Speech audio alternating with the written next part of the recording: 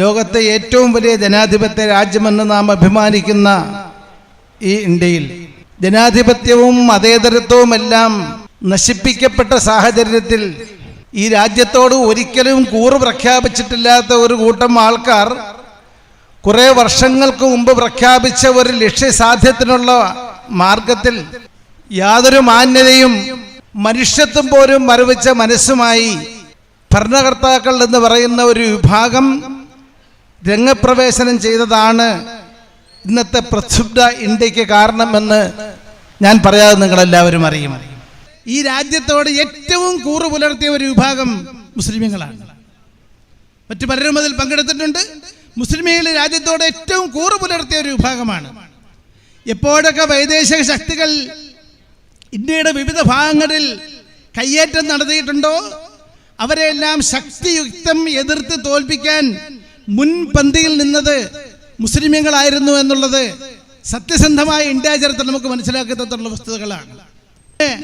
ഇന്ത്യക്കാർ ദേശത്തിന് വേണ്ടി ചെയ്ത സേവനം അത് എവിടെയും പറയേണ്ടതില്ല. അതിന്റെ ജീവിക്കുന്ന തെളിവുകൾ എത്ര വേണമെങ്കിലും ഈ ഇന്ത്യയിൽ തന്നെ കാണാം. വടക്കേ ഇന്ത്യയിലേക്ക് പോയാൽ നാം കാണുന്നുണ്ട് ലോകപ്രസിദ്ധമായ താജ്മഹൽ, സൗന്ദര്യത്തിന്റെ നിറകുടമായ താജ്മഹൽ, ശക്തിയുടെ പ്രതീകമായ ചെങ്കോട്ട, ഉയരത്തിന്റെ പ്രതീകമായ കുതുബ് മിനാർ, തുടർന്ന് അതുമായി ബന്ധപ്പെട്ട ഒരുപാട് ചരിത്ര അവശിഷ്ടങ്ങൾ, ചരിത്ര വസ്തുക്കൾ. ഇതൊക്കെ ഈ രാജ്യത്തിന് ആര് കൊടുത്തതാ? മുസ്ലിമീങ്ങൾ കൊടുത്തതാണ്. ആ താജ്മഹലിലുള്ള നല്ല നല്ല രത്നങ്ങളൊക്കെ ഇവിടുന്ന് കടത്തിക്കൊണ്ടുപോയ പാരമ്പര്യമാണ് ബ്രിട്ടീഷുകാർക്കുള്ളത്. കോഹിന്നൂർ രത്നം ഉൾപ്പെടെ മുസ്ലിമീങ്ങൾ ഈ രാജ്യത്തിന് വന്ന് ഇവിടെ ഭരിച്ചെങ്കിൽ ഈ രാജ്യത്തിന് സംഭാവന ചെയ്തവരാണ്. അല്ലാത്ത ഇവിടെ വന്ന വൈദേശിക ശക്തികളെല്ലാം ഇവിടെയുള്ള സ്വത്തും ഇവിടെയുള്ള വസ്തുക്കളും ഇവിടുന്ന് ഊറ്റി കടത്തിക്കൊണ്ടുപോയവരാണ്. എത്രത്തോളം നമുക്കറിയാമല്ലോ. ഷൊർണൂരിൽ നിന്നും നിലമ്പൂരിലേക്കുള്ള റെയിൽപാത, ആ റെയിൽപാത എന്തിനു വേണ്ടി യഥാർത്ഥത്തിൽ ഇവിടെ ഉണ്ടാക്കിയത്? ബ്രിട്ടീഷുകാർക്ക് നിലമ്പൂരിലെ തേക്ക് കടത്തിക്കൊണ്ടുപോകാനുള്ള സൗകര്യത്തിന് വേണ്ടിയാണ്. ഇന്നിപ്പോ നമുക്ക് യാത്ര ചെയ്യാൻ പറ്റുന്നുണ്ടെന്നേ ഉള്ളൂ. ഇത്ര വലിയ പാരമ്പര്യം പറയാനുള്ളവരാണ് മുസ്ലിമീങ്ങളെന്ന് ഇത്തരത്തിൽ പറയാതിരിക്കാൻ നിർവാഹമില്ല. ഇന്ത്യ ഗേറ്റിൽ രേഖപ്പെടുത്തി വെക്കപ്പെട്ട ഔദ്യോഗികമായ ചില കണക്കുകളുണ്ട്. അതിപ്പോൾ വാർത്താ മാധ്യമങ്ങളൊക്കെ പുറത്തുവിടുന്നുണ്ട്. ഇന്ത്യൻ സ്വാതന്ത്ര്യ സമരത്തിൽ പങ്കെടുത്ത ആൾക്കാരുടെ പേരുകൾ അവിടെ രേഖപ്പെടുത്തപ്പെട്ടിട്ടുണ്ട്. 95,300 ആൾക്കാരുടെ പേരുകൾ അവിടെ രേഖപ്പെടുത്തപ്പെട്ടത്.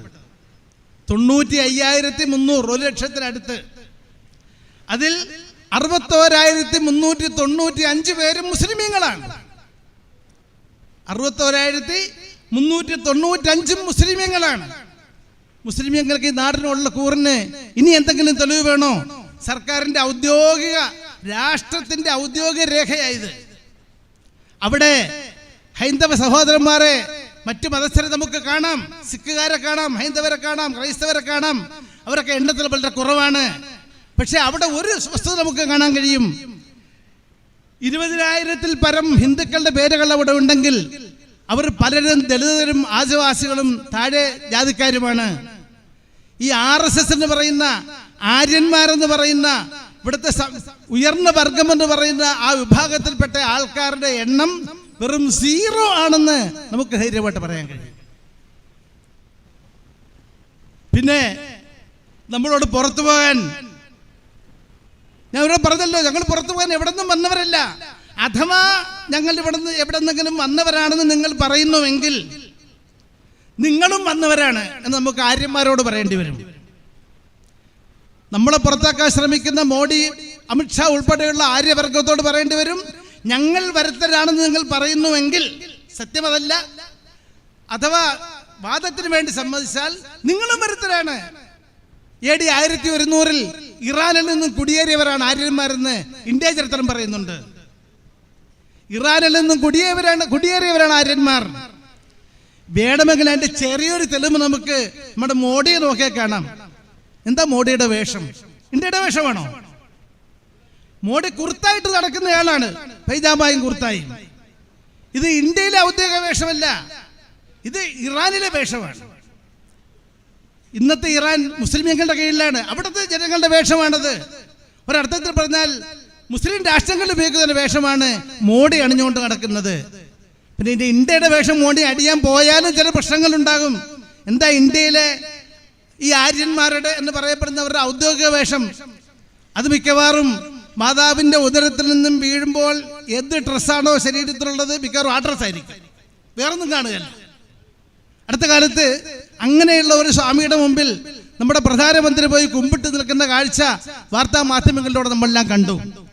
ഇന്നും പൂർണ്ണ നഗ്നരായി നിൽക്കുന്നത് ഒരു അഭിമാനമാണെന്നോ അല്ലെങ്കിൽ മതചിഹ്നമാണെന്നോ ധരിക്കുന്ന ഒരു വിഭാഗം ചിന്താഗതിയുള്ള ആ ആര്യന്മാരോട് നമുക്ക് പറയാനുള്ളത്, ഞങ്ങൾ വരുത്തരാണെങ്കിൽ നിങ്ങളും വരുത്തരാണ്. നിങ്ങൾ ഈ നാട്ടുകാരാണെന്നാണ് പറയുന്നത് എങ്കിൽ നിങ്ങളെക്കാൾ മുമ്പേ ഞങ്ങൾ ഈ നാട്ടുകാരാണ്.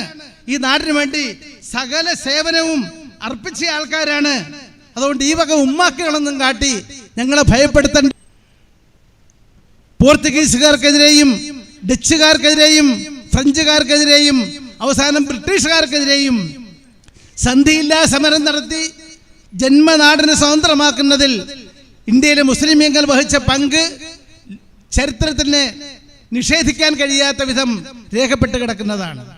കുഞ്ഞാലി മരക്കാർമാരും അതുപോലുള്ള ധാരാളം സാഹസികരായ മതവിശ്വാസമുള്ള സന്നദ്ധ ഭടന്മാർ കൈമെയ് മറന്ന് മുഴുവൻ ജനങ്ങളെയും ചേർത്ത് പിടിച്ച് തോളോട് തോൾ ചേർന്ന് നിന്ന് സമരം നടത്തിയാണ് ഈ ഇന്ത്യയെ ഇന്നത്തെ ഈ കോലത്തിലാക്കിയത്.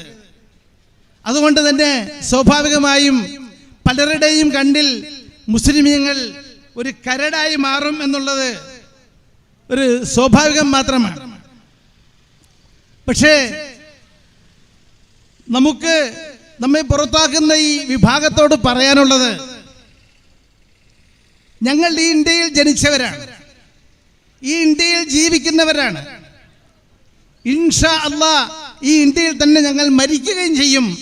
ഞങ്ങൾ ഇന്ത്യ വിട്ട് പുറത്തേക്ക് പോകാൻ ആഗ്രഹിക്കുന്നില്ല എന്ന ഒരു വസ്തുത നമുക്ക് ഇവരോട് ആദ്യമേ ഉദ്ഘോഷിക്കേണ്ടതുണ്ട്.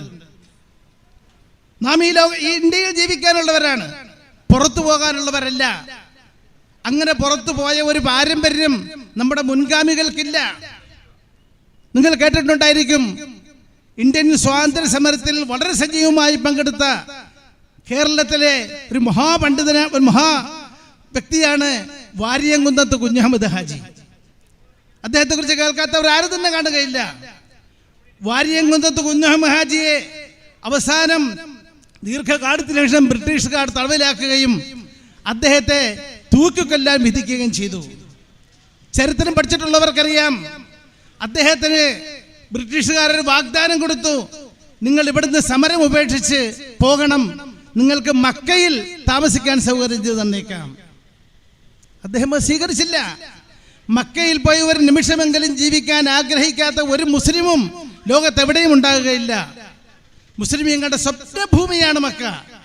പക്ഷെ ആ മക്കയിൽ പോയി സ്ഥിരതാമസത്തിന് അവസരം കൊടുത്തിട്ട് പോലും വാര്യംകുന്നത്ത് കുഞ്ഞഹമ്മദിയെ സ്വീകരിച്ചില്ലെന്ന് മാത്രമല്ല, ഞാൻ എൻ്റെ രാഷ്ട്രത്തിന് വേണ്ടി ഇവിടെ തന്നെ പൊരുതുമെന്നുള്ള ഉറച്ച തീരുമാനം പ്രഖ്യാപിക്കാനുണ്ടായത്.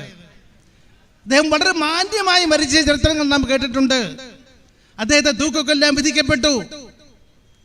തൂക്കിക്കൊല്ലാൻ വിധിക്കപ്പെട്ടതിന് ശേഷം അദ്ദേഹത്തിന്റെ അന്തിമ അഭിലാഷം അറിയിക്കാൻ കോടതി ആവശ്യപ്പെട്ടപ്പോൾ അദ്ദേഹം പറഞ്ഞ ഒന്ന് രണ്ട് വാക്കുകൾ നമ്മുടെ മനസ്സിൽ നാം കുറിച്ചിടേണ്ടതാണ്. അദ്ദേഹം പറഞ്ഞു, നിങ്ങളുടെ പട്ടാളം, ബ്രിട്ടീഷുകാരുടെ ജഡ്ജിമാരുടെ മുഖത്ത് നോക്കി പറഞ്ഞു, നിങ്ങളുടെ പട്ടാളം അറസ്റ്റ് ചെയ്തതിന് ശേഷം എൻ്റെ മുഖത്തുള്ള താടി രോമങ്ങളും മീശയും ഓരോന്നോരോന്നായി പറിച്ചു കളഞ്ഞു. ഓരോരോ രോമങ്ങളായി പറിച്ചു കളഞ്ഞു അവർ. ഇനിയും കുറച്ച് രോമങ്ങൾ കൂടി അവശേഷിക്കുന്നുണ്ട്, അതും കൂടി പറിച്ചു കളഞ്ഞിട്ട് എന്നെ നിങ്ങൾ കൊല്ലാവൂ. മാത്രമല്ല, നിങ്ങൾ കൊല്ലുന്നത് സാധാരണ കൈ പുറകോട്ട് കെട്ടി പുറകിൽ നിന്ന് വെടിവെച്ചിട്ടാണ് നിങ്ങൾ കൊല്ലാറുള്ളത്. എന്നെ അങ്ങനെ കൊല്ലരുത്, എൻ്റെ നെഞ്ചത്തേക്ക് നിങ്ങൾ വെടിവെക്കണം.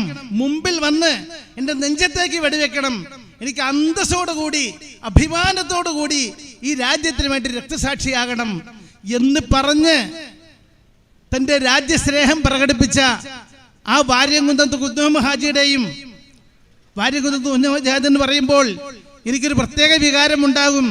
കാരണം വാര്യംകുന്നത്തിൻ്റെ സഹോദരപുത്രൻ്റെ മകളുടെ മകനാണ് ഞാൻ. എൻ്റെ മാതാവ് വഴിക്ക് എനിക്ക് വാര്യംകുന്നവുമായിട്ട് ബന്ധമുണ്ട്. വളരെ വ്യക്തമായ നിലയിൽ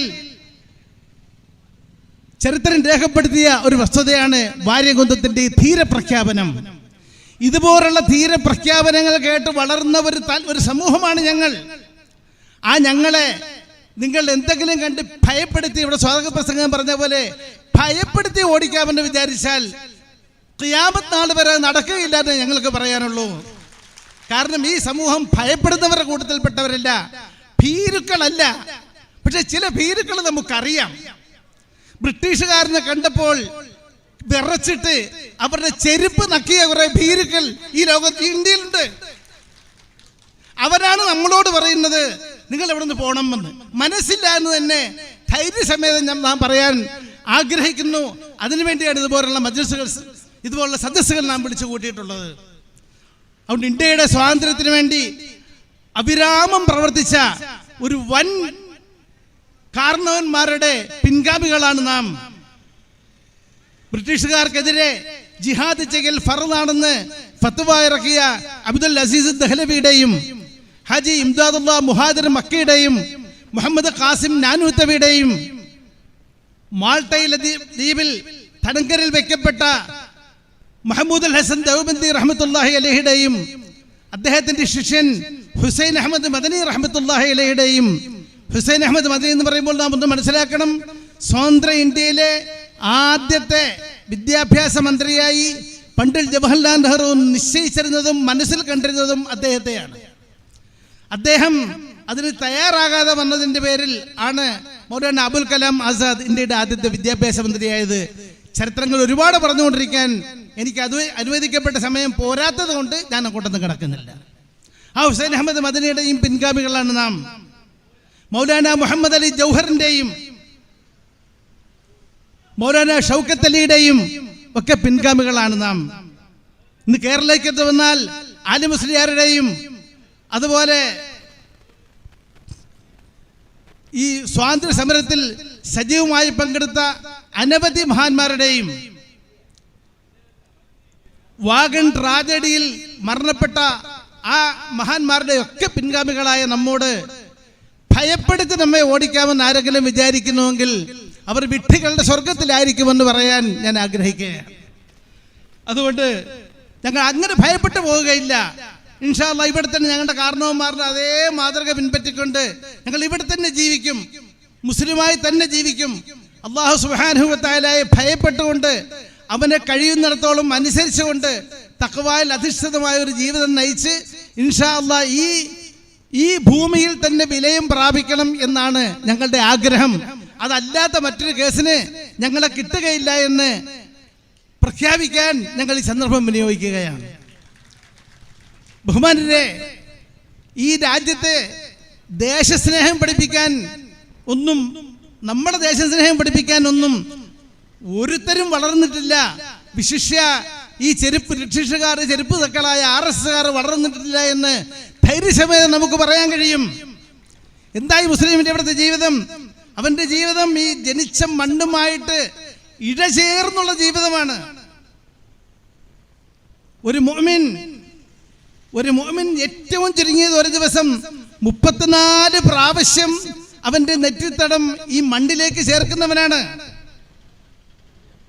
ഈ മണ്ണിലേക്ക്, അല്ലെങ്കിൽ ആ മണ്ണിൽ നിർമ്മിക്കപ്പെട്ട ആ തറയിലേക്ക് ഒരു ദിവസം 34 പ്രാവശ്യം അവന്റെ നെറ്റിയും മുഖവും കൊണ്ടേ വെച്ചാലേ ഒരു വ്യക്തി യഥാർത്ഥ മുഅ്മിനാകുകയുള്ളൂ എന്നുള്ളതാണ് ഇസ്ലാം പഠിപ്പിക്കുന്നത്. 34 പ്രാവശ്യം ഈ മണ്ണിൽ ചുംബിക്കുന്ന നമ്മളെയാണോ ദേശസ്നേഹം പഠിപ്പിക്കുന്നത്? നമസ്കാരത്തിന് അംഗശുദ്ധി വരുത്താൻ വെള്ളം കിട്ടിയില്ലെങ്കിലോ വെള്ളം ഉപയോഗിക്കാൻ പറ്റാതെ വരുന്ന സന്ദർഭങ്ങളിലോ മണ്ണെടുത്ത്, ഈ ഭൂമിയിലെ മണ്ണ്, പൊടിയുള്ള മണ്ണെടുത്ത് ദേഹത്ത് പുരട്ടിയിട്ട് നിസ്കരിക്കുന്നവരാ ഞങ്ങൾ. ചുമ്മാ മണ്ണല്ല, പൊടി വേണമെന്ന് വരെ പറഞ്ഞിട്ടുണ്ട്. പൊടിയുള്ള മണ്ണെടുത്ത് അടിച്ച് തയമ്മം ചെയ്ത് നിസ്കരിക്കുന്നവരാ ഞങ്ങൾ. അങ്ങനത്തെ ഞങ്ങളെ ദേശസ്നേഹം പഠിപ്പിക്കുന്നു. അതൊക്കെ അവിടെ നിൽക്കട്ടെ. മരണപ്പെട്ട് കഴിഞ്ഞാൽ ഒരു മുസ്ലിമിനെ കൊണ്ടുപോയി ഖബറിൽ വെച്ച് കഴിഞ്ഞ് എന്താ ചെയ്യുന്നതെന്ന് ഇവിടെ ഇരിക്കുന്ന എല്ലാവർക്കും അറിയാം. അറിയാത്ത ആരെങ്കിലും ഉണ്ടെങ്കിൽ ഒന്ന് കേട്ടോളിൻ, അല്ലെങ്കിൽ ഈ വിഡ്ഢികളായ ഭരണകർത്താക്കളെ കേട്ടോളിൻ. എന്താ ചെയ്യുന്നത്? ആ മയ്യത്ത്, ശവശരീരം ആ മയ്യത്ത് ഖബറിൽ ഇറക്കി വെച്ച് വലതുവശത്തേക്ക് ചരിച്ചു കിടത്തി വലത്തെ കവിൾ ആ മണ്ണിനോട് ചേർത്ത് വയ്ക്കും. വലത്തെ കവിള് മണ്ണിനോട് ചേർത്ത് വയ്ക്കും.